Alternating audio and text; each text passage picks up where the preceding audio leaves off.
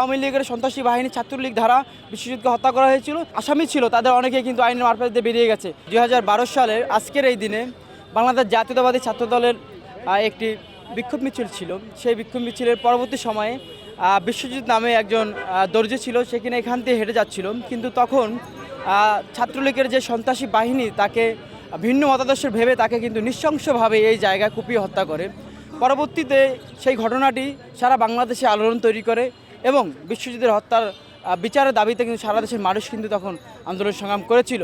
কিন্তু আওয়ামী লীগ ক্ষমতা থাকা অবস্থায় বিশ্বজিতের যে হত্যাকারী ছিল সেই হত্যাকারী অনেকেই কিন্তু আইনের মারফত দিয়ে বেরিয়ে গিয়েছে, তাদের কিন্তু সুষ্ঠু বিচার হয়নি।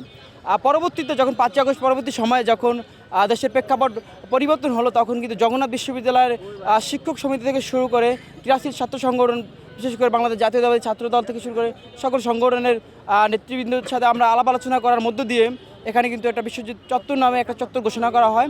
এবং আজকের দিনে যেহেতু বিশ্বজিৎকে হত্যা করা হয়েছিল, তার স্মরণে বাংলাদেশ জাতীয়তাবাদী ছাত্রদল এবং শিক্ষক সমিতি সমন্বিতভাবে আজকের এই দিনটিকে আমরা বিশ্বজিৎ চত্বর হিসেবে ঘোষণা করেছি এবং তার স্মরণে আজকে আমরা এখানে এসেছি এবং তার শ্রদ্ধায় আমরা আজকে এখানে শ্রদ্ধাঞ্জলি করেছি। আমরা সবাই তার ফুল দিয়ে তার যে আমাদের যেই তার স্মৃতিতে আমরা যে একটি ভাস্কর্য তৈরি করেছি সেখানে আমরা তার প্রতি শ্রদ্ধা নিবেদন করেছি। 15.5 বছর যে আওয়ামী লীগ যখন ক্ষমতায় ছিল, যেহেতু আওয়ামী লীগের সন্ত্রাসী বাহিনী ছাত্রলীগ ধারা বিশ্বজিৎকে হত্যা করা হয়েছিল, সে কারণে আওয়ামী লীগ ইচ্ছা করে তার বিচার প্রক্রিয়াকে বিলম্বিত করেছে এবং প্রকৃত যারা আসামি ছিল তাদের অনেকেই কিন্তু আইনের মারফত দিয়ে বেরিয়ে গেছে।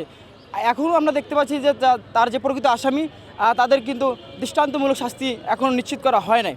তো আমরা আমাদের এই জায়গা থেকে আমরা স্পষ্ট করতে চাই যে বিশ্বজিৎ হত্যার সাথে যারা জড়িত তাদের সবাইকে খুব দ্রুত সময়ের মধ্যে যাতে প্রকৃত আসামিরা তাদের বিচারের আওতায় আসে, সেটাই আমরা এখান থেকে দাবি করছি।